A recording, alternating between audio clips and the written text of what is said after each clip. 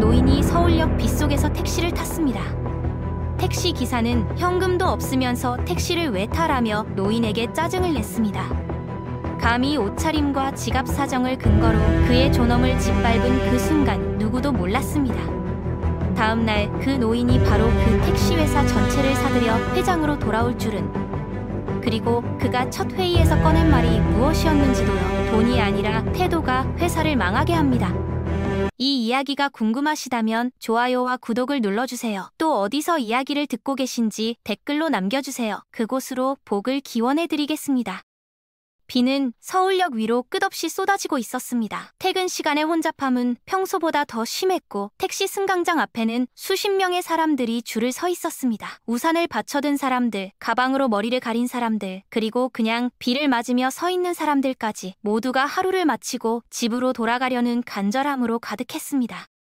그 줄의 끝자락에 한 노인이 서 있었습니다. 윤태수. 78의 나이에도 여전히 고든 허리를 가진 그였지만 오늘은 유난히 피곤해 보였습니다. 허름한 회색 외투는 비에 젖어 어깨가 처져 있었고 낡은 구두는 물웅덩이를 피하지 못해 이미 흠뻑 젖어 있었습니다. 그의 손에는 오래된 가죽 지갑 하나가 들려 있었는데 세월의 흔적이 가득한 그 지갑은 마치 주인의 삶을 대변하는 듯 했습니다. 전날 태수는 서울 시내의 한 대학병원에서 심장검사를 받았습니다. 의사는 조심스럽게 말했습니다. 심장이 많이 약해졌으니 무리하지 말고 정기적으로 검진을 받으라고요. 태수는 고개를 끄덕이며 진료실을 나왔습니다. 그는 혼자 살았고 자식들은 모두 해외에 있었습니다. 연락은 가끔 왔지만 그들도 바빴고 태수도 그들을 귀찮게 하고 싶지 않았습니다. 그래서 그는 혼자 병원에 갔고 혼자 결과를 듣고 혼자 집으로 돌아가려 했습니다.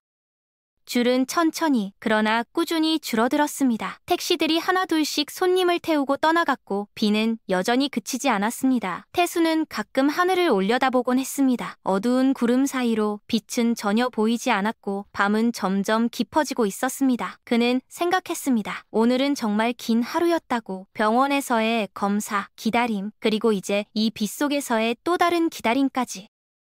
드디어 태수의 차례가 왔습니다. 노란 택시 한 대가 그의 앞에 멈춰 섰고 태수는 천천히 뒷문을 열었습니다. 젖은 외투에서 물이 뚝뚝 떨어졌지만 그는 최대한 조심스럽게 차에 올라탔습니다. 좌석에 물이 묻지 않도록 신경 쓰면서요. 그런데 운전석의 젊은 기사가 뒤를 돌아보더니 태수를 위아래로 훑어봤습니다. 그의 시선은 태수의 낡은 외투에서 멈췄고 젖은 구두로 내려갔다가 다시 그의 얼굴로 올라왔습니다. 기사가 물었습니다. 목적지가 어디냐고요? 태수는 조용히 대답했습니다. 은평구 불광동이라고요. 그 말에 기사의 얼굴이 확연히 굳어졌습니다. 눈살을 찌푸리며 기사는 말했습니다. 거기는 너무 멀고 요금도 별로 안 나온다고요. 그리고는 묻습니다. 현금은 있느냐고요.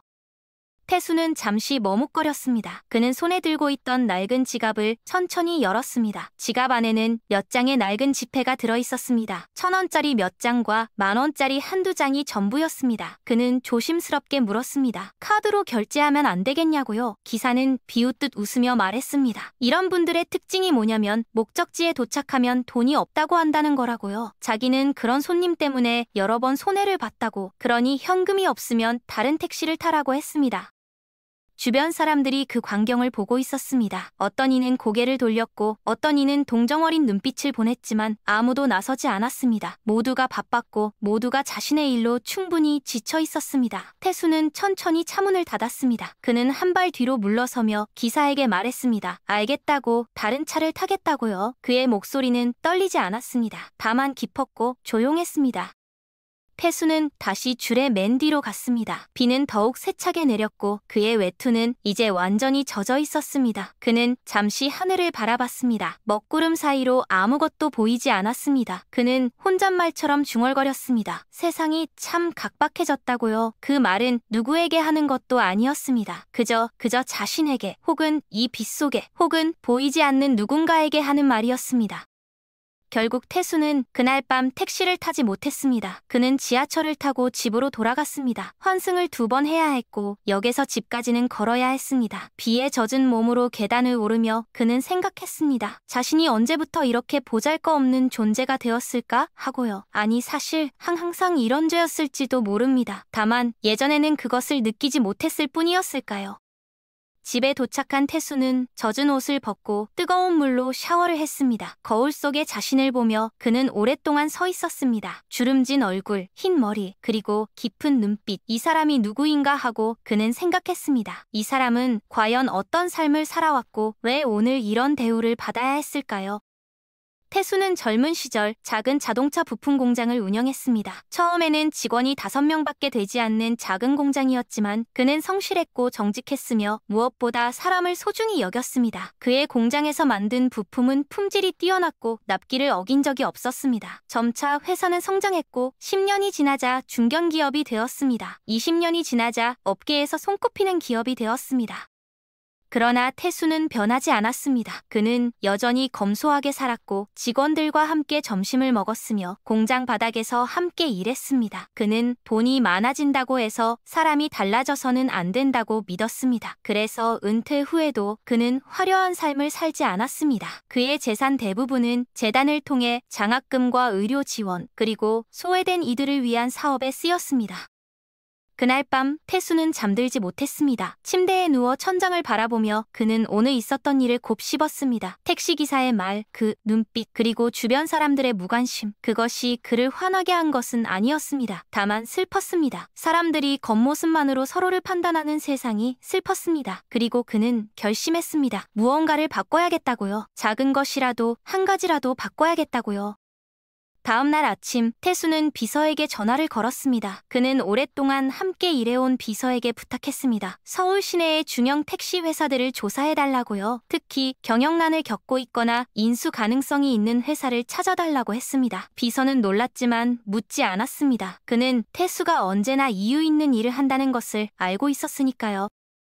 며칠 후 비서는 보고서를 가져왔습니다. 서울 시내에는 크고 작은 택시 회사가 수십 개 있었고 그중 몇몇은 재정적으로 어려움을 겪고 있었습니다. 태수는 보고서를 꼼꼼히 읽었습니다. 그리고 그중 한 회사에 눈길이 갔습니다. 하늘운수라는 이름의 중형 택시 회사였습니다. 직원 수는 100여 명, 택시는 80여 대, 작지도 크지도 않은 딱 적당한 규모였습니다.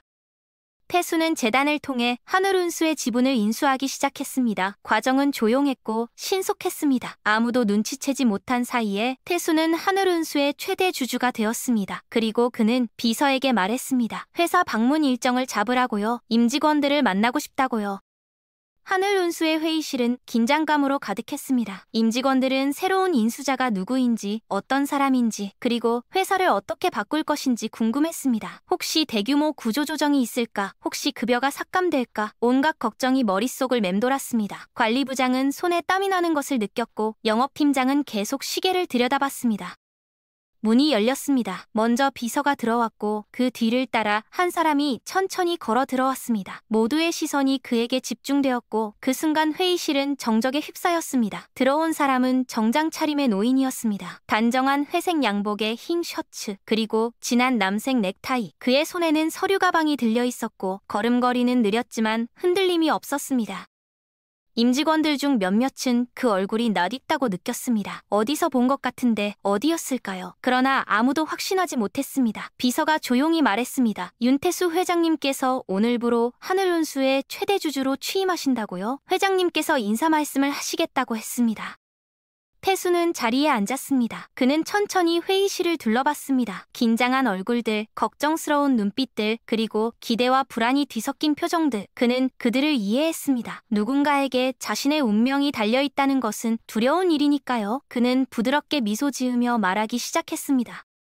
태수는 말했습니다. 자신이 왜 이 회사를 인수했는지에 대해서요. 그는 며칠 전 있었던 일을 이야기했습니다. 비 오는 날 서울역 택시 승강장에서의 일을요. 한 택시기사가 승객의 겉모습만 보고 태우기를 거부했던 일을요. 그날 그 승객이 바로 자신이었다고 말했습니다.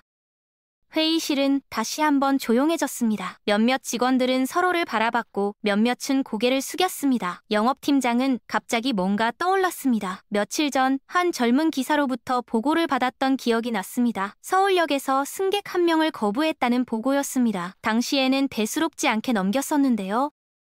태수는 계속 말했습니다. 자신이 화가 났던 것은 아니라고요. 다만 슬펐다고요. 사람들이 겉모습만으로 서로를 판단하는 현실이 슬펐다고요. 그래서 결심했다고 했습니다. 적어도 한 회사만이라도 바꿔보겠다고요. 택시 기사들이 승객을 옷이나 외모로 판단하지 않는 회사를 만들고 싶다고 했습니다. 그는 말했습니다. 택시는 단순히 사람을 목적지까지 데려다주는 교통수단이 아니라고요. 그것은 사람과 사람이 만나는 공간이라고요. 기사는 승객의 하루를 함께하는 사람이고 승객은 기사의 생계를 책임지는 사람이라고요. 그 관계는 서로를 존중하는 데서 시작되어야 한다고 했습니다. 태수는 새로운 원칙을 제시했습니다. 첫째, 하늘운수의 모든 기사는 승객을 외모나 옷차림으로 판단하지 않는다. 둘째, 모든 승객을 동등하게 대한다. 셋째, 친절과 존중이 회사의 가장 중요한 가치다. 그리고 이 원칙을 지키지 않는 기사는 그것이 누구든 회사를 떠나야 한다고 했습니다. 임직원들은 숨죽여 들었습니다. 어떤 이는 고개를 끄덕였고 어떤 이는 여전히 긴장한 표정이었습니다. 태수는 말을 이었습니다. 하지만 원칙만으로는 부족하다고요. 기사들이 그 원칙을 지킬 수 있도록 회사가 지원해야 한다고 했습니다. 그래서 몇 가지 변화를 만들 것이라고 했습니다. 첫째, 기사들의 처우를 개선할 것이라고 했습니다. 기본급을 인상하고 복리후생을 강화하며 근무 환경을 개선할 것이라고요. 둘째, 정기적인 교육을 실시할 것이라고 했습니다. 친절교육, 안전교육, 그리고 인권교육까지요. 셋째, 승객들의 피드백을 적극적으로 수렴하고 그것을 개선에 반영할 것이라고 했습니다. 회의가 끝난 후 영업팀장은 조심스럽게 태수에게 다가갔습니다. 그는 말했습니다. 그날 서울역에서 회장님을 태우지 않았던 기사가 자기 팀 소속이라고요. 그 기사를 어떻게 하면 좋겠느냐고 물었습니다. 태수는 잠시 생각하더니 말했습니다. 그를 만나고 싶다고요. 며칠 후 젊은 기사가 태수의 사무실을 찾았습니다. 그의 이름은 김민수, 30대 초반의 청년이었습니다. 그는 떨리는 손으로 문을 두드렸고 태수는 부드럽게 들어오라고 했습니다. 민수는 들어서자마자 고개를 숙였습니다. 그의 손에는 편지 한 장이 들려 있었습니다. 민수는 말했습니다. 죄송하다고요. 그날 자신이 너무 경솔했다고요. 회장님의 겉모습만 보고 판단한 자신이 부끄럽다고 했습니다. 그리고 이 일로 많은 것을 배웠다고 했습니다. 사람을 보는 눈이 얼마나 좁았는지 그리고 자신이 얼마나 교만했는지를요. 태수는 그를 안게 했습니다. 그리고 물었습니다. 왜 그랬느냐고요? 왜 승객의 외모만 보고 태우지 않으려 했느냐고요? 민수는 대답했습니다. 솔직히 말하자면 요금을 많이 받고 싶었다고요. 멀리 가는 손님, 급한 손님, 그런 손님들을 태우면 돈을 더 벌 수 있으니까요. 그리고 경험상 옷차림이 허름한 손님들은 짧은 거리만 가거나 때로는 요금을 제대로 내지 않는 경우가 있었다고요. 태수는 고개를 끄덕였습니다. 그는 이해한다고 말했습니다. 민수가 생계를 위해 일하고 있다는 것을, 그리고 그에게도 가족이 있고 책임이 있다는 것을요. 하지만 그는 말했습니다. 그런 판단이 얼마나 많은 사람들에게 상처를 주는지 생각해봤느냐고요. 그날 자신이 느꼈던 것은 단순한 불편함이 아니었다고요. 그것은 존엄이 무시당하는 느낌이었다고 했습니다.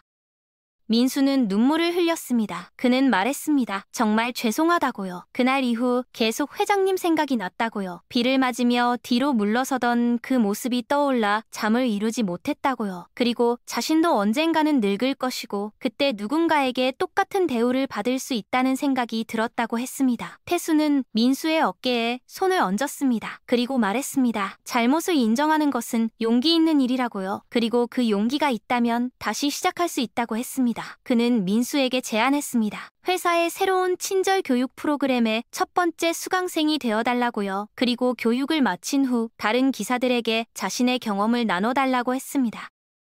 민수는 감사하다고 말했습니다. 기회를 주셔서 감사하다고요. 그는 반드시 달라지겠다고, 그리고 회장님께서 만들고자 하는 회사의 첫 번째 모범이 되겠다고 했습니다. 태수는 미소 지었습니다. 그는 민수에게 말했습니다. 기억하라고요. 택시기사는 단순히 차를 운전하는 사람이 아니라고요. 사람을 실어 나르는 사람이고 그것은 세상에서 가장 인간적인 직업이라고 했습니다.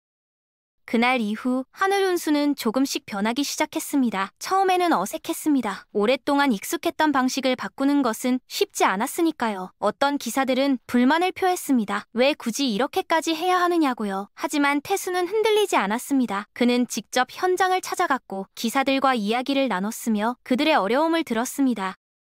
태수는 약속을 지켰습니다. 기사들의 기본급을 인상했고 휴게시설을 개선했으며 정기 건강검진을 제공했습니다. 그리고 매달 한 번씩 전 직원이 모이는 간담회를 열었습니다. 그 자리에서 태수는 늘 강조했습니다. 우리가 하는 일의 가치에 대해서요. 우리가 단순히 돈을 버는 것이 아니라 사람들의 하루를 함께하는 것이라고요.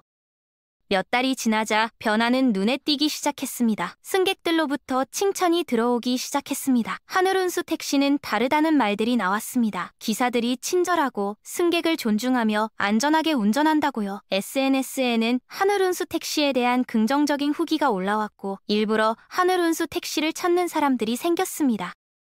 기사들도 변했습니다. 처음에는 마지못해 따랐던 원칙들이 이제는 자연스러워졌습니다. 그들은 승객의 옷차림이나 목적지를 보고 판단하지 않게 되었습니다. 대신 모든 승객을 똑같이 소중하게 대했습니다. 그리고 놀라운 일이 일어났습니다. 기사들 스스로가 더 행복해진 것입니다. 승객들의 감사 인사를 들을 때 그들은 자신의 일에 자부심을 느꼈습니다.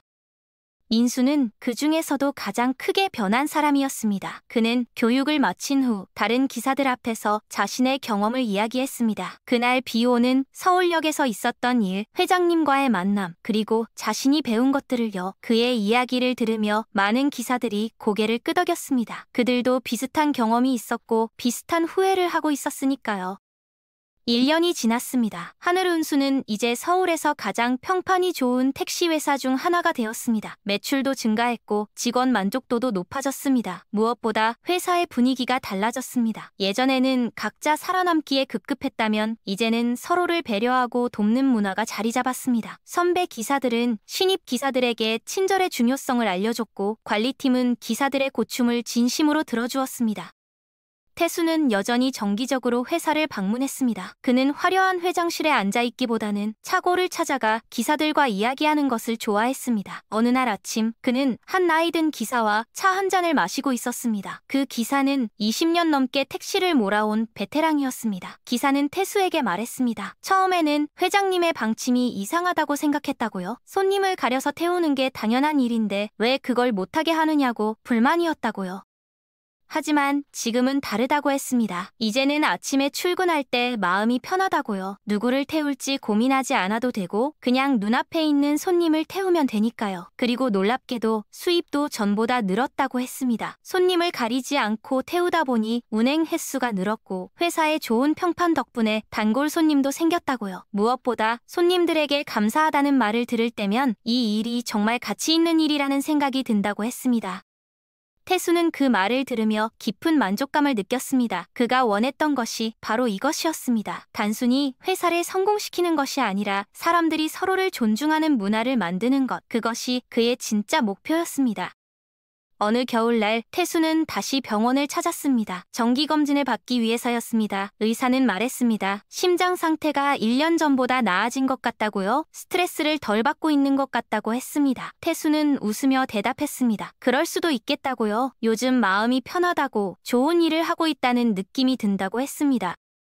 검진을 마치고 병원을 나온 태수는 택시 승강장으로 향했습니다. 1년 전 그날과 똑같은 장소였습니다. 다만 이번에는 비가 내리지 않았습니다. 맑은 하늘 아래 사람들은 여전히 줄을 서 있었고 택시들은 하나씩 손님을 태우고 떠났습니다. 태수는 줄에 섰습니다. 그의 앞에는 젊은 여성, 중년 남성, 그리고 아이를 아는 부부가 있었습니다. 드디어 태수의 차례가 왔습니다. 다가온 택시는 노란색이었고 차체에는 하늘운수라는 글자가 선명했습니다. 태수는 미소 지으며 차에 올랐습니다. 기사는 백미러를 통해 태수를 보더니 공손하게 인사했습니다. 어디로 모실까요? 라고 물었습니다. 태수는 대답했습니다. 은평구 불광동으로 가달라고요. 기사는 밝은 목소리로 말했습니다. 알겠다고, 안전하게 모시겠다고요. 그리고 차는 출발했습니다. 도로는 복잡했지만 기사는 능숙하게 차를 몰았습니다. 태수는 창밖을 바라봤습니다. 서울의 거리가 지나갔고 사람들의 일상이 펼쳐졌습니다. 바쁘게 걸어가는 직장인들, 손을 잡고 걷는 연인들, 유모차를 밀며 산책하는 부모들, 모두가 자신의 이야기를 가지고 살아가고 있었습니다. 기사가 말을 걸었습니다. 날씨가 참 좋다고, 오늘 같은 날은 운전하기도 좋다고요. 태수는 고개를 끄덕이며 대답했습니다. 정말 좋은 날이라고요. 기사는 계속 말했습니다. 자신은 하늘운수에서 일한 지 5년이 됐다고, 회사가 1년 전부터 많이 달라졌다고요. 예전에는 힘들 때도 많았지만 지금은 출근하는 것이 즐겁다고 했습니다. 태수는 물었습니다. 무엇이 달라졌느냐고요? 기사는 대답했습니다. 회사 분위기가 완전히 바뀌었다고요. 새로 오신 회장님께서 기사들을 사람으로 대해주신다고, 그리고 손님도 사람으로 대하라고 가르쳐 주셨다고 했습니다. 처음에는 그게 무슨 소린가 싶었는데 지금은 무슨 말인지 알 것 같다고요. 사람을 사람답게 대하면 세상이 달라 보인다고 했습니다. 태수는 조용히 웃었습니다. 그는 기사에게 물었습니다. 그 회장님은 어떤 분이냐고요? 기사는 잠시 생각하더니 말했습니다. 대단한 분이라고, 돈이 많은데도 전혀 그런 티를 안 내신다고요. 차고에 오셔서 기사들과 차 마시며 이야기하시고 어려운 일이 있으면 진심으로 걱정해 주신다고 했습니다. 그리고 무엇보다 사람을 바라보는 눈이 다르다고요. 겉모습이 아니라 그 사람의 마음을 보신다고 했습니다. 태수는 말했습니다. 좋은 분 같다고요. 기사는 고개를 끄덕이며 말했습니다. 정말 좋은 분이라고, 그분 덕분에 자신의 인생이 달라졌다고요. 예전에는 그냥 돈 벌려고 이 일을 했는데 지금은 이 일이 자랑스럽다고 했습니다. 사람들을 안전하게, 편안하게 목적지까지 모셔드리는 것, 그것이 얼마나 의미 있는 일인지 이제야 알게 됐다고 했습니다. 차는 불광동에 도착했습니다. 기사는 조심스럽게 차를 세웠고 요금을 알려줬습니다. 태수는 카드를 꺼내 결제했습니다. 그리고 차에서 내리기 전 기사에게 말했습니다. 오늘 정말 편안한 시간이었다고, 친절하게 모셔줘서 감사하다고요. 기사는 환하게 웃으며 대답했습니다. 감사하다고, 좋은 하루 보내시라고요. 태수는 차에서 내려 자신의 집으로 걸어갔습니다. 그의 집은 작은 아파트였습니다. 화려하지 않았지만 그에게는 충분했습니다. 현관문을 열고 들어가며 그는 생각했습니다. 1년이라는 시간이 지났다고요. 그 비 오던 날부터 정확히 1년이요. 그날 그가 느꼈던 슬픔과 결심이 이제는 이렇게 작은 변화를 만들어냈습니다. 태수는 거실 창가에 서서 밖을 바라봤습니다. 해가 지고 있었고 도시는 조금씩 어둠에 잠기고 있었습니다. 불을 켜기 시작하는 건물들, 집으로 돌아가는 사람들, 그리고 도로 위를 달리는 수많은 차들. 그 중에는 분명 하늘운수의 택시들도 있을 것입니다. 지금 이 순간에도 그 택시들은 누군가를 태우고 어딘가로 향하고 있을 것입니다. 태수는 생각했습니다. 자신이 한 일이 과연 큰 변화를 만들어낸 것일까 하고요. 세상에는 수많은 택시 회사가 있고 수많은 기사들이 있습니다. 하늘운수는 그중 작은 하나에 불과했습니다. 하지만 태수는 알고 있었습니다. 큰 변화는 작은 것에서 시작된다는 것을요. 한 사람이 바뀌면 그 사람과 관계를 맺는 사람들이 바뀌고 결국에는 세상이 조금씩 바뀐다는 것을요. 그날 밤 태수는 일기를 썼습니다. 그는 오랫동안 일기를 써왔습니다. 젊은 시절부터 지금까지 거의 매일같이 그날 있었던 일과 생각을 기록했습니다. 오늘은 특별한 날이었으니 더욱 신중하게 글을 썼습니다. 그는 썼습니다. 1년 전 비 온 날의 일, 그날 느꼈던 감정, 그리고 그 후의 변화들에 대해서요.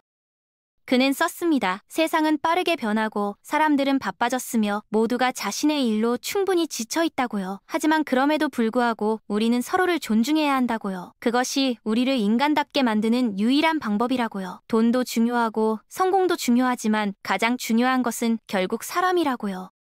태수는 펜을 내려놓고 창밖을 다시 바라봤습니다. 밤이 깊어지고 있었습니다. 내일이면 또 새로운 하루가 시작될 것이고 하늘운수의 택시들은 다시 도로 위를 달릴 것입니다. 그리고 그 택시들은 누군가의 하루를 함께할 것입니다. 병원에 가는 노인, 공항으로 가는 여행자, 집으로 돌아가는 직장인, 면접을 보러 가는 청년, 모두가 각자의 이유로 택시를 탈 것이고 하늘운수의 기사들은 그들을 존중하며 목적지까지 안전하게 모실 것입니다.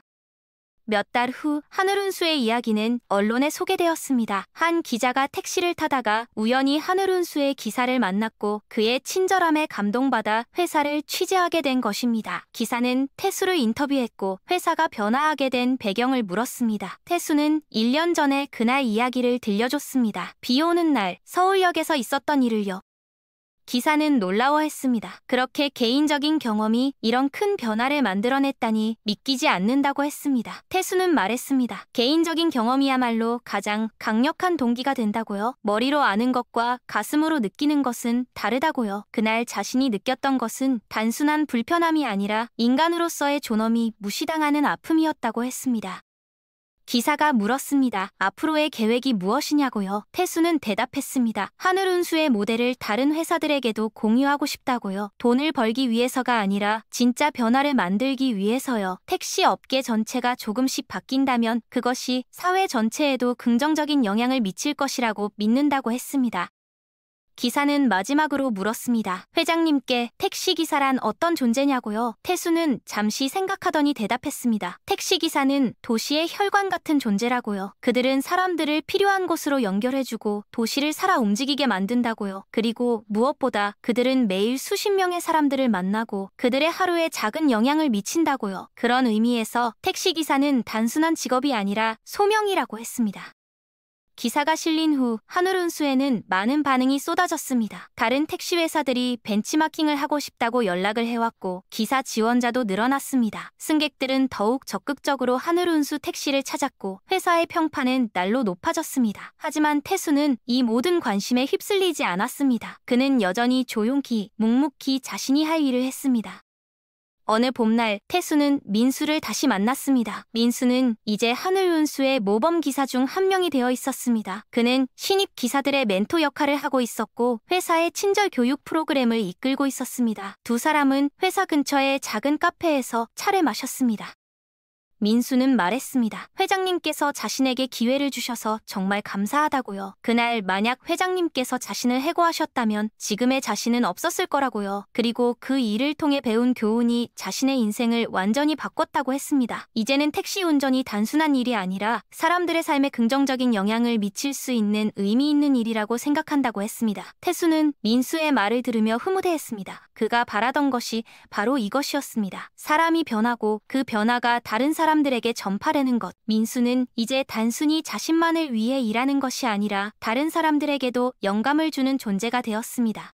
민수가 물었습니다. 회장님은 왜 이 일을 하시는지, 진짜 이유가 무엇인지 궁금하다고요. 태수는 잠시 망설이다가 솔직하게 대답했습니다. 자신도 정확히는 모르겠다고요. 다만 그날 비를 맞으며 서 있을 때 느꼈던 감정이 너무 선명했다고요. 외로움, 슬픔, 그리고 무력함. 그 감정을 다른 누구도 느끼지 않았으면 좋겠다는 생각이 들었다고 했습니다. 태수는 말을 이었습니다. 자신은 오랫동안 사업을 해왔고 돈도 많이 벌었으며 성공했다고 여겨지는 삶을 살았다고요. 하지만 그 모든 것이 의미 있으려면 결국 사람들에게 긍정적인 영향을 미쳐야 한다고 생각했다고요. 건물을 짓고 제품을 만들고 돈을 버는 것도 중요하지만 가장 중요한 것은 사람과 사람 사이의 관계라고 믿는다고 했습니다. 여름이 왔고 다시 가을이 왔습니다. 계절은 변했지만 하늘운수의 원칙은 변하지 않았습니다. 태수는 여전히 정기적으로 회사를 방문했고 기사들과 이야기를 나눴으며 새로운 개선 방안을 모색했습니다. 그는 만족하지 않았습니다. 더 나은 회사를 만들 수 있다고 믿었고 그것을 위해 끊임없이 노력했습니다. 어느 날 태수는 또 다른 택시 회사의 사장을 만났습니다. 그 사장은 태수의 이야기를 듣고 감명받아 자신의 회사도 변화시키고 싶다고 했습니다. 태수는 기꺼이 자신의 경험을 나눴습니다. 어떻게 시작했는지, 어떤 어려움이 있었는지, 그리고 어떻게 극복했는지를요. 그는 강조했습니다. 가장 중요한 것은 진심이라고요. 형식적으로 따라하는 것이 아니라 진짜로 사람을 존중하는 마음에서 시작해야 한다고 했습니다. 그 사장은 고마워하며 돌아갔고 몇 달 후 태수에게 연락이 왔습니다. 자신의 회사도 변화하기 시작했다고, 태수의 조언이 큰 도움이 됐다고 했습니다. 태수는 기뻤습니다. 변화가 퍼져나가고 있다는 것을, 자신의 작은 시도가 더 큰 파급 효과를 만들고 있다는 것을 확인할 수 있었으니까요. 겨울이 다시 왔습니다. 이제 태수가 하늘운수를 인수한 지 2년이 지났습니다. 회사는 안정적으로 성장하고 있었고 기사들의 만족도는 계속 높아지고 있었습니다. 무엇보다 회사의 문화가 완전히 자리 잡았습니다. 이제는 태수가 일일이 신경 쓰지 않아도 기사들이 스스로 원칙을 지키고 서로를 독려했습니다. 크리스마스 전날 하늘은수는 전 직원이 모이는 송년회를 열었습니다. 태수도 참석했고 그는 무대에 올라 짧은 인사말을 했습니다. 그는 말했습니다. 2년 동안 함께 만들어온 변화에 대해 자랑스럽다고요. 하지만 이것은 끝이 아니라 시작이라고요. 앞으로도 계속 나은 회사를 만들어 가자고, 그리고 우리의 모델이 더 많은 곳에 퍼져나가기를 바란다고 했습니다. 기사들은 박수를 쳤고 몇몇은 눈물을 흘렸습니다. 그들은 알고 있었습니다. 태수가 단순히 사업가가 아니라 진심으로 그들을 생각하는 사람이라는 것을요. 그리고 그 진심이 이 모든 변화를 가능하게 만들었다는 것을요. 송년회가 끝나고 태수는 혼자 밖으로 나왔습니다. 거리에는 눈이 내리고 있었습니다. 하얀 눈송이들이 하늘에서 천천히 떨어지고 도시는 고요했습니다. 태수는 하늘을 올려다봤습니다. 2년 전 비 오던 그날을 떠올렸습니다. 그날의 슬픔과 결심이 지금의 이 순간을 만들었습니다. 태수는 생각했습니다. 인생이란 참 신기하다고요. 한순간의 경험이, 한 사람의 결심이 이렇게 많은 것을 바꿀 수 있다니요. 그는 결코 영웅이 아니었습니다. 그저 평범한 노인이었고 비 오는 날 택시를 타지 못한 그저 그런 사람이었습니다. 하지만 그 경험을 외면하지 않고 변화를 만들기로 결심했습니다. 그리고 그 결심이 지금의 결과를 만들어냈습니다. 눈은 계속 내렸고 태수는 천천히 걸었습니다. 그의 발자국이 하얀 눈 위에 새겨졌습니다. 내일이면 이 발자국도 지워질 것이고 새로운 눈이 쌓일 것입니다. 하지만 그가 만든 변화는 지워지지 않을 것입니다. 하늘운수에서 일하는 기사들, 그들이 태우는 승객들, 그리고 이 이야기를 듣고 영감을 받은 사람들 모두가 이 변화의 일부였고 이 변화는 계속 이어질 것입니다. 며칠 후 태수는 다시 서울역을 찾았습니다. 특별한 이유가 있어서가 아니라 그냥 그곳에 가보고 싶었습니다. 택시 승강장에는 여전히 사람들이 줄을 서 있었고 택시들은 하나씩 손님을 태우고 떠났습니다. 태수는 줄을 서지 않고 그냥 그 광경을 바라봤습니다. 그는 생각했습니다. 저 사람들 중 누군가는 지금 자신처럼 힘든 하루를 보냈을지도 모른다고요. 누군가는 병원에 다녀오는 길일 수도 있고 누군가는 면접에서 떨어져 집으로 돌아가는 길일 수도 있습니다. 그들 모두가 각자의 이야기를 가지고 있고 각자의 어려움을 겪고 있을 것입니다. 그리고 저 택시들 중 일부는 하늘운수의 택시일 것입니다. 그 택시들은 저 사람들을 따뜻하게 맞이할 것이고 존중하며 대할 것이며 안전하게 목적지까지 모실 것입니다. 그것이 작은 일처럼 보일지 모르지만 힘든 하루를 보낸 사람에게는 큰 위로가 될 수 있습니다. 태수는 미소 지으며 그 자리를 떠났습니다. 그의 마음은 평화로웠습니다. 그는 완벽한 세상을 만들지는 못했지만 조금 더 나은 세상을 만드는 데 기여했습니다. 그리고 그것으로 충분했습니다.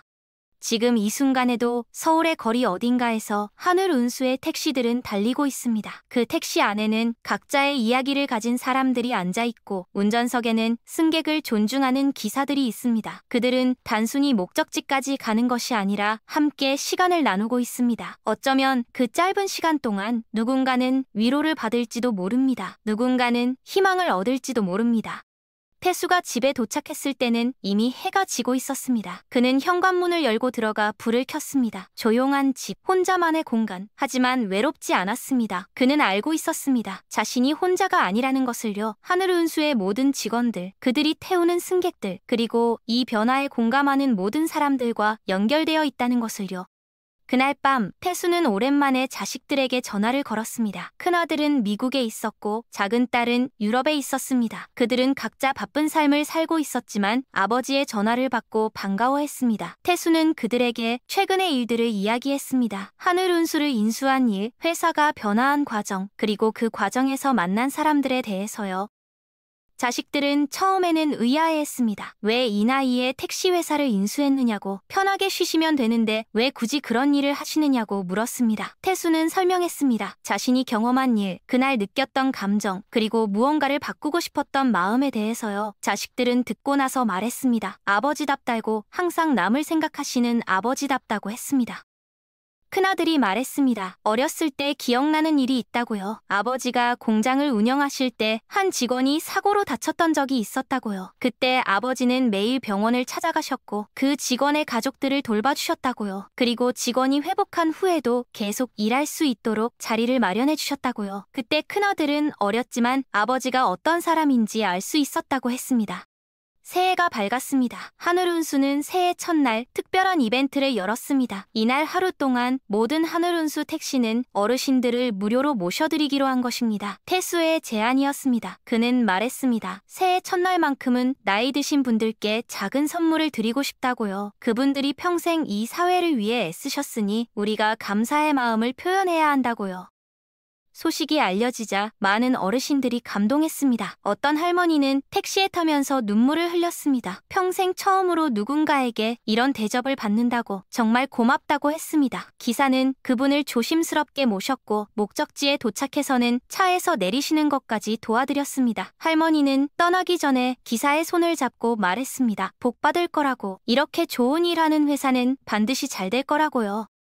그날 하루 동안 하늘운수의 기사들은 수백 명의 어르신들을 모셨습니다. 병원 가시는 분, 자식집에 가시는 분, 그냥 오랜만에 시내 구경을 하고 싶어 하시는 분 모두가 각자의 이유로 택시를 탔고 모두가 감사해했습니다. 기사들도 뿌듯해했습니다. 돈을 버는 것도 중요하지만 이렇게 누군가에게 기쁨을 드릴 수 있다는 것이 얼마나 의미 있는 일인지 깨달았습니다. 저녁이 되어 기사들이 모두 차고로 돌아왔을 때 태수는 그곳에서 그들을 기다리고 있었습니다. 그는 한 명 한 명에게 악수를 청했고 고맙다고 말했습니다. 오늘 하루 수고했다고. 여러분 덕분에 많은 분들이 행복한 새해를 맞이할 수 있었다고요. 기사들은 뿌듯한 표정으로 대답했습니다. 자신들이야말로 감사하다고, 이런 일을 할 수 있게 해주셔서 감사하다고요. 민수도 그곳에 있었습니다. 그는 오늘 하루 동안 10분의 어르신을 모셨다고 했습니다. 그중 한 분은 2년 전 태수가 만났던 그 젊은 기사가 자신이라는 것을 알고 계셨다고요. 그 어르신은 민수에게 말했습니다. 사람은 누구나 실수를 한다고, 중요한 것은 그 실수에서 배우는 것이라고요. 그리고 민수가 변했다는 것을 알 수 있다고, 그런 사람이 진짜 훌륭한 사람이라고 했습니다. 민수는 그 말을 듣고 울었다고 했습니다. 자신이 얼마나 많이 변했는지, 그리고 그 변화가 다른 사람들에게도 보인다는 것이 감동적이었다고요. 태수는 민수의 어깨를 두드리며 말했습니다. 자랑스럽다고. 민수는 이제 진짜 기사가 됐다고요. 봄이 오고 하늘운수는 새로운 프로젝트를 시작했습니다. 독거노인들을 위한 정기 무료 운송 서비스였습니다. 일주일에 한 번 원하시는 어르신들을 병원이나 시장 혹은 가고 싶은 곳으로 모셔드리는 서비스였습니다. 태수는 이것을 지속가능한 사회공헌 사업으로 만들고 싶었습니다. 처음에는 몇 분만 신청하셨지만 소문이 나면서 점점 더 많은 어르신들이 신청하셨습니다. 혼자 사시는 어르신들 중에는 외출하기가 두려운 분들도 많았습니다. 택시를 타는 것도 부담스럽고 혹시 불친절한 대우를 받을까봐 걱정되기도 했습니다. 하지만 하늘운수의 서비스를 이용하신 후 그분들의 삶이 조금씩 달라지기 시작했습니다. 한 할아버지는 1년 만에 병원에 가셨다고 합니다. 그동안 몸이 아파도 병원 가는 것이 부담스러워 참고 지내셨다고요. 하지만 하늘운수의 서비스를 알게 되어 용기를 내셨고 검진을 받고 치료를 시작하셨다고 합니다. 그 할아버지는 태수에게 편지를 보내셨습니다. 당신 덕분에 다시 살 수 있게 됐다고, 정말 고맙다고요. 또 다른 할머니는 10년 만에 친구를 만나러 가셨다고 합니다. 그동안 몸이 불편해 집에만 계셨는데 하늘운수의 도움으로 오랜 친구를 만날 수 있었다고요. 그날 할머니는 친구와 함께 차를 마시며 오랜 이야기를 나누셨고 돌아오는 길에는 얼굴에 미소가 가득했다고 합니다. 이런 이야기들이 하나둘 쌓이면서 하늘운수의 의미는 더욱 깊어졌습니다. 이제 하늘운수는 단순한 택시 회사가 아니었습니다. 그것은 사람과 사람을 연결하는 다리였고 소외된 이들에게 희망을 주는 존재였으며 사회를 조금 더 따뜻하게 만드는 힘이었습니다. 여름이 되자 태수의 건강이 다시 나빠지기 시작했습니다. 심장이 전보다 약해졌고 의사는 무리하지 말라고 당부했습니다. 하지만 태수는 멈추지 않았습니다. 여전히 회사를 방문했고 기사들과 대화했으며 새로운 계획을 세웠습니다. 그는 알고 있었습니다. 자신에게 남은 시간이 많지 않을 수도 있다는 것을요. 그래서 더욱 열심히 일했습니다. 어느 날 태수는 임원들을 불러 모았습니다. 그는 말했습니다. 자신은 언젠가 이 자리를 떠나게 될 것이라고요. 하지만 하늘운수의 정신은 계속되어야 한다고요. 그래서 후계 구조를 확실히 해두고 싶다고 했습니다. 그는 회사의 경영권을 임직원들과 기사들에게 나눠주기로 결정했습니다. 회사는 이제 그들 모두의 것이 되는 것입니다. 임원들은 놀랐습니다. 이런 결정을 하는 기업인은 드물었으니까요. 하지만 태수는 확신에 차 있었습니다. 그는 말했습니다. 하늘운수는 처음부터 사람을 위한 회사였다고요. 그러니 사람들이 주인이 되는 것이 당연하다고요. 그리고 그들이라면 이 정신을 잘 지켜나갈 것이라고 믿는다고 했습니다. 몇 달 동안 법적 절차를 거쳐 하늘운수는 협동조합 형태로 전환되었습니다. 모든 직원과 기사들이 조합원이 되었고 중요한 결정은 함께 내리게 되었습니다. 태수는 명예회장으로 남았지만 실질적인 경영은 이제 조합원들의 몫이었습니다. 첫 조합원 총회가 열린 날 태수는 연단에 올라 마지막 인사를 했습니다. 그는 말했습니다. 3년 전 비 오는 날 자신이 느꼈던 감정에서 모든 것이 시작됐다고요. 그날의 슬픔이 지금의 하늘운수를 만들었다고요. 하지만 이제 하늘운수는 자신의 것이 아니라고 했습니다. 그것은 여기 계신 모든 분들의 것이고 그분들이 만들어갈 미래라고 했습니다. 태수는 말을 이었습니다. 부탁이 하나 있다고요. 이 정신을 잊지 말아달라고요. 사람을 먼저 생각하는 것, 겉모습이 아니라 마음을 보는 것, 그리고 서로를 존중하는 것. 이 세 가지만 지킨다면 하늘운수는 앞으로도 오래오래 사랑받는 회사가 될 것이라고 했습니다. 조합원들은 기립박수를 보냈습니다. 그들은 알고 있었습니다. 태수가 그들에게 준 것이 단순히 회사가 아니라 새로운 삶의 방식이라는 것을요. 그리고 그들은 약속했습니다. 이 정신을 반드시 지켜나가겠다. 태수가 만든 이 아름다운 유산을 다음 세대에게 전하겠다고요. 가을이 깊어졌습니다. 태수는 이제 자주 집에 머물렀습니다. 몸이 많이 약해져서 밖에 나가는 것이 힘들어졌습니다. 하지만 그는 여전히 하늘운수의 소식을 들었습니다. 비서가 정기적으로 방문해 보고를 했고 민수를 비롯한 몇몇 기사들도 가끔 찾아왔습니다. 어느 날 오후 민수가 과일 바구니를 들고 찾아왔습니다. 두 사람은 거실에 앉아 차를 마시며 이야기를 나눴습니다. 민수는 말했습니다. 회사가 정말 잘 되고 있다고요. 조합원들이 모두 열심히 일하고 있고 회사의 평판은 날로 높아지고 있다고요. 그리고 무엇보다 모두가 행복하다고 했습니다. 태수는 흡족한 표정으로 고개를 끄덕였습니다. 그는 민수에게 물었습니다. 그날 비 오던 서울역의 그날을 기억하느냐고요. 민수는 대답했습니다. 물론이라고. 평생 잊을 수 없을 거라고. 그날이 자신의 인생을 바꾼 날이라고. 그날 만약 회장님을 만나지 않았다면 지금의 자신은 없었을 거라고 했습니다. 태수는 미소 지으며 말했습니다. 자신도 그날을 잊지 못한다고요. 하지만 이제는 슬픈 기억이 아니라고 했습니다. 그날의 경험이 이렇게 아름다운 변화를 만들어냈으니 오히려 감사한 기억이라고요. 인생은 참 신기하다고. 가장 힘들었던 순간이 가장 큰 축복이 될 수 있다고 했습니다. 민수는 조심스럽게 물었습니다. 회장님께서 가장 보람있다고 느끼시는 순간이 언제냐고요. 태수는 잠시 생각하더니 대답했습니다. 바로 지금이라고요. 민수 같은 사람을 보는 지금 이 순간이라고요. 한 사람이 변하는 것을 보고 그 사람이 다시 다른 사람들에게 영향을 미치는 것을 보는 것, 그것이 가장 큰 보람이라고 했습니다. 두 사람은 한참을 더 이야기했습니다. 과거의 일들, 현재의 상황들, 그리고 미래에 대한 희망들. 해가 지고 어둠이 내려앉을 때까지 그들은 이야기를 나눴습니다. 민수가 떠날 때 태수는 문 앞까지 나와 그를 배웅했습니다. 그리고 말했습니다. 고맙다고. 좋은 기사가 되어줘서 고맙다고요. 민수는 고개를 숙여 인사하고 돌아섰습니다. 엘리베이터를 기다리며 그는 뒤를 돌아봤습니다. 태수는 여전히 문 앞에 서서 손을 흔들고 있었습니다. 그 모습을 보며 민수는 눈시울이 뜨거워지는 것을 느꼈습니다. 그는 알고 있었습니다. 이것이 마지막 만남은 아닐지라도 태수의 시간이 많지 않다는 것을요. 겨울이 왔습니다. 눈이 내리는 어느 날 새벽, 태수는 조용히 눈을 감았습니다. 고통스럽지 않았습니다. 그는 평화로운 표정으로 마치 잠든 것처럼 세상을 떠났습니다. 침대 옆 탁자에는 그가 마지막으로 쓴 일기장이 놓여 있었습니다. 마지막 페이지에는 이렇게 적혀 있었습니다. 인생은 짧고 우리가 할 수 있는 일은 제한적이다. 하지만 그 제한된 시간 동안 우리는 선택할 수 있다. 어떻게 살 것인가? 무엇을 남길 것인가? 나는 사람을 선택했다. 사람을 존중하는 것, 사람을 먼저 생각하는 것. 그것이 내가 평생 추구한 가치였고 마지막까지 지키고 싶은 신념이다. 하늘운수가 그 신념의 작은 결실이 되었다면 나는 만족한다. 이제 나는 간다. 하지만 하늘운수는 남는다. 그리고 그곳에서 일하는 사람들이, 그들이 태우는 승객들이 이 정신을 계속 이어갈 것이다. 그것으로 충분하다. 장례식은 조용했지만 많은 사람들이 찾아왔습니다. 하늘운수의 모든 조합원들, 태수가 도왔던 어르신들, 그리고 그의 이야기를 듣고 감동받았던 수많은 사람들 모두가 그를 추모했고 그가 남긴 유산을 기억하겠다고 약속했습니다.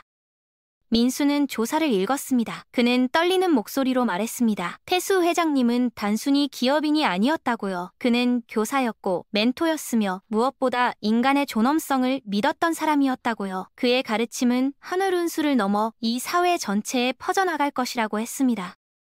장례식이 끝난 후 하늘운수의 조합원들은 모여 회의를 했습니다. 그들은 결정했습니다. 매년 태수가 떠난 날을 기념일로 정하고 그날만큼은 모든 택시가 어르신들을 무료로 모시기로요. 그리고 태수의 정신을 기리는 장학금을 만들어 어려운 환경의 학생들을 돕기로 했습니다.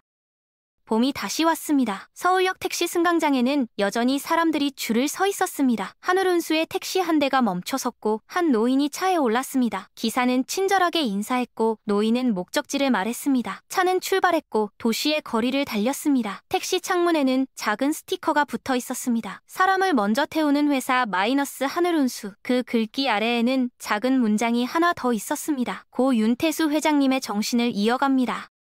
노인은 그 스티커를 보며 물었습니다. 윤태수라는 분이 누구냐고요? 기사는 대답했습니다. 이 회사를 만드신 분이라고, 그리고 우리 모두에게 사람을 존중하는 법을 가르쳐주신 분이라고요. 그분 덕분에 자신도 진짜 기사가 될 수 있었다고 했습니다. 노인은 고개를 끄덕이며 말했습니다. 훌륭한 분이었나 보다고요? 기사는 미소 지으며 대답했습니다. 정말 훌륭하신 분이었다고, 그리고 그분의 정신은 지금도 살아있다고요. 이 회사에서, 이 택시에서, 그리고 자신을 포함한 모든 기사들의 마음속에서요.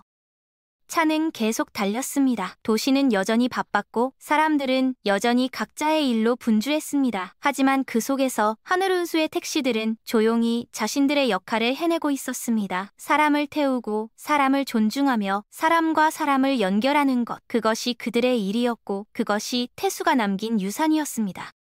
지금 이 순간에도 어딘가에서 하늘운수의 택시는 달리고 있습니다. 비가 오는 날에도 눈이 오는 날에도 맑은 날에도 그 택시 안에는 각자의 이야기를 가진 사람들이 앉아있고 그들은 존중받고 있습니다. 겉모습이 아니라 마음으로요. 그리고 그것이 윤태수라는 한 노인이 남긴 가장 아름다운 선물이었습니다. 세상을 완전히 바꾸지는 못했지만 조금 더 따뜻하게 만들었습니다. 모든 사람을 구하지는 못했지만 만나는 사람들에게는 따뜻함을 주었습니다. 그리고 그 따뜻함은 지금도 계속되고 있습니다. 서울의 하늘 아래 노란 택시들이 달립니다. 그중 하늘운수의 택시들은 조금 특별합니다. 그들은 단순히 목적지까지 가는 것이 아니라 사람의 마음을 실어 나릅니다. 그리고 그 마음은 이 도시를 조금씩 그러나 확실하게 변화시키고 있습니다. 한 사람의 경험이 한 회사를 바꿨고 한 회사가 수백 명의 삶을 바꿨으며 그 수백 명이 수만 명의 하루를 바꾸고 있습니다. 변화는 이렇게 시작됩니다. 작은 것에서, 한 사람에서, 한순간에서, 그리고 그 변화는 멈추지 않습니다. 계속 퍼져나가고 계속 자라나며 결국에는 세상을 조금 더 나은 곳으로 만듭니다. 태수는 떠났지만 그의 정신은 남았습니다. 하늘 운수에서, 그리고 정신에 공감하는 모든 사람들의 마음속에서. 그것이 진짜 유산입니다. 돈이나 건물이 아니라 정신과 가치, 그리고 그것은 영원히 사라지지 않습니다. 몇 년이 흘렀습니다. 하늘운수는 이제 서울을 넘어 전국적으로 알려진 회사가 되었습니다. 다른 지역의 택시 회사들이 하늘운수의 모델을 배우러 왔고 일부는 실제로 비슷한 시스템을 도입했습니다. 언론에서는 하늘운수를 사회적 기업의 모범 사례로 소개했고 대학에서는 경영학 수업의 사례 연구 대상이 되었습니다. 민수는 이제 하늘운수에 이사되어 있었습니다. 그는 여전히 가끔 택시를 직접 운전했습니다. 책상에만 앉아있고 싶지 않았고 현장의 감각을 잃고 싶지 않았기 때문입니다. 어느 날 그는 운전하던 중 한 젊은 여성을 태웠습니다. 그녀는 면접을 보러 가는 길이라고 했고 긴장된 표정이었습니다. 민수는 그녀를 안심시켰습니다. 괜찮을 거라고, 준비를 많이 하셨으니 잘하실 거라고 했습니다. 여성은 고마워하며 물었습니다. 혹시 하늘운수가 그 유명한 택시 회사 맞느냐고요? 사람을 먼저 생각하는 회사라고 들었다고요. 민수는 웃으며 대답했습니다. 맞다고, 그리고 그것은 한 분의 가르침 덕분이라고 했습니다. 여성은 관심 있게 물었습니다. 어떤 분이냐고요? 민수는 운전하면서 이야기를 들려줬습니다. 윤태수 회장님에 대해서, 그분이 어떻게 회사를 변화시켰는지, 그리고 자신이 어떻게 변했는지에 대해서요. 여성은 감동적인 이야기라며 들었습니다. 그리고 말했습니다. 그런 분이 계셔서 세상이 조금이나마 따뜻해지는 것 같다고요. 목적지에 도착했을 때 여성은 차에서 내리기 전에 말했습니다. 오늘 이 택시를 탄 것이 행운이라고, 덕분에 마음이 편해졌다고요. 면접 잘 보고 올 것 같다고 했습니다. 민수는 응원한다고 말했고 여성은 환하게 웃으며 건물 안으로 들어갔습니다. 민수는 그녀가 사라질 때까지 지켜봤습니다. 그리고 생각했습니다. 이것이 바로 태수 회장님이 말씀하신 것이라고요. 작은 친절이 누군가의 하루를 바꿀 수 있다는 것을요. 하늘운수는 계속 성장했습니다. 하지만 성장보다 중요한 것은 정신을 지키는 것이었습니다. 조합원들은 정기적으로 모여 태수의 이야기를 나눴고 신입 기사들에게는 반드시 그 이야기를 들려줬습니다. 비 오던 날 서울역에서 있었던 일, 한 노인이 느꼈던 슬픔, 그리고 그것이 어떻게 변화의 시작이 되었는지를요. 어느 해 겨울, 하늘운수는 태수를 기리는 작은 기념관을 만들었습니다. 회사 본관 한쪽에 마련된 작은 공간이었지만 그곳에는 태수의 삶과 하늘운수의 역사가 담겨 있었습니다. 사진들, 편지들, 그리고 그가 마지막으로 쓴 일기장의 복사본도 전시되어 있었습니다. 많은 사람들이 그곳을 찾았고 태수의 이야기를 듣고 감동받았습니다. 기념관을 찾은 한 대학생은 방명록에 이렇게 썼습니다. 오늘 이 이야기를 듣고 많은 것을 생각하게 됐습니다. 저도 언젠가 누군가에게 이런 영향을 줄 수 있는 사람이 되고 싶습니다. 윤태수 회장님, 감사합니다. 그 학생은 나중에 사회복지사가 되어 소외된 이들을 돕는 일을 하게 되었습니다. 태수의 이야기가 그에게 영감을 준 것입니다. 시간은 계속 흘렀고 세상은 변했습니다. 새로운 기술이 등장했고 사람들의 생활 방식도 달라졌습니다. 하지만 하늘운수의 핵심 가치는 변하지 않았습니다. 사람을 먼저 생각하는 것, 겉모습이 아니라 마음을 보는 것, 그리고 모든 승객을 존중하는 것. 이 세 가지 원칙은 시대가 변해도 흔들리지 않았습니다. 어느 날 하늘운수의 한 통의 편지가 도착했습니다. 보낸 사람은 10년 전 하늘운수의 무료 운송 서비스를 이용했던 한 할머니의 손녀였습니다. 편지에는 이렇게 적혀 있었습니다. 할머니께서는 작년에 돌아가셨습니다. 하지만 돌아가시기 전까지 항상 하늘운수 이야기를 하셨습니다. 당신을 사람으로 대해준 유일한 회사였다고, 덕분에 인생의 마지막 몇 년이 행복했다고 하셨습니다. 이 편지를 통해 감사 인사를 전하고 싶었습니다.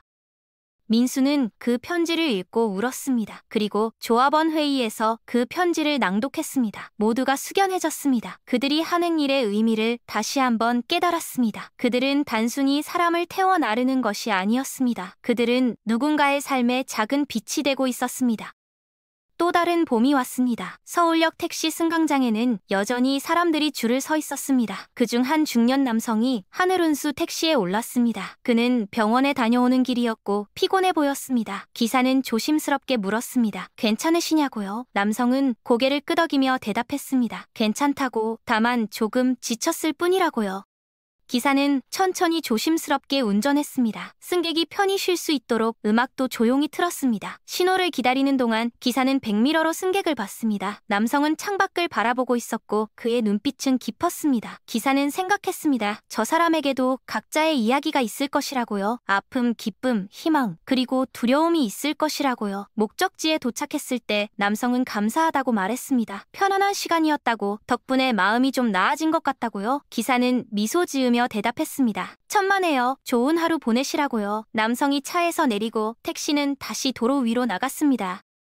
그날 저녁 기사는 집에 돌아가 가족들과 저녁을 먹었습니다. 아내가 물었습니다. 오늘 하루 어땠냐고요? 기사는 대답했습니다. 좋았다고. 오늘도 여러 사람을 만났고 그들의 하루에 작은 도움이 될 수 있었던 것 같다고요. 아내는 미소 지으며 말했습니다. 당신은 좋은 기사라고, 자랑스럽다고요. 이렇게 하루가 지나고 또 하루가 지났습니다. 하늘운수의 택시들은 매일 서울의 거리를 달렸습니다. 비가 오는 날에도, 눈이 오는 날에도, 바람이 부는 날에도 그들은 멈추지 않았습니다. 왜냐하면 누군가는 그들을 필요로 했고 누군가는 그들을 기다리고 있었으니까요. 세월이 흐르면서 하늘운수를 처음 만들었던 조합원들도 하나둘 은퇴하기 시작했습니다. 민수도 이제 60대가 되어 있었습니다. 그는 더 이상 직접 운전하지는 않았지만 여전히 회사에 나와 후배들을 지도했습니다. 그에게는 이제 중요한 임무가 있었습니다. 태수의 이야기를 다음 세대에 전하는 것이었습니다. 어느 날 민수는 신입 기사 교육 시간에 강의를 했습니다. 강의실에는 20여 명의 젊은 기사들이 앉아 있었습니다. 민수는 그들에게 물었습니다. 여러분은 왜 택시기사가 되려고 하느냐고요. 어떤 이는 생계를 위해서라고 답했고 어떤 이는 운전을 좋아해서라고 했으며 어떤 이는 사람들을 만나는 것이 좋아서라고 했습니다. 민수는 고개를 끄덕이며 말했습니다. 모두 좋은 이유라고요. 하지만 하늘운수의 기사가 되려면 한 가지를 더 기억해야 한다고 했습니다. 우리는 단순히 사람을 목적지까지 데려다주는 것이 아니라 그들의 하루에 함께한다는 것을요. 우리가 어떻게 대하느냐에 따라 그 사람의 하루가 달라질 수 있다고 했습니다. 그리고 민수는 이야기를 시작했습니다. 30년 전 비 오던 날 서울역에서 있었던 일을요. 한 노인이 택시를 타려다 거절당했던 일. 그 노인이 바로 윤태수 회장이었다는 것. 그리고 자신이로 바로 그날 그 노인을 거절했던 기사였다는 것을요. 강의실은 숙연해졌습니다. 모두가 숨을 죽이고 민수의 이야기를 들었습니다.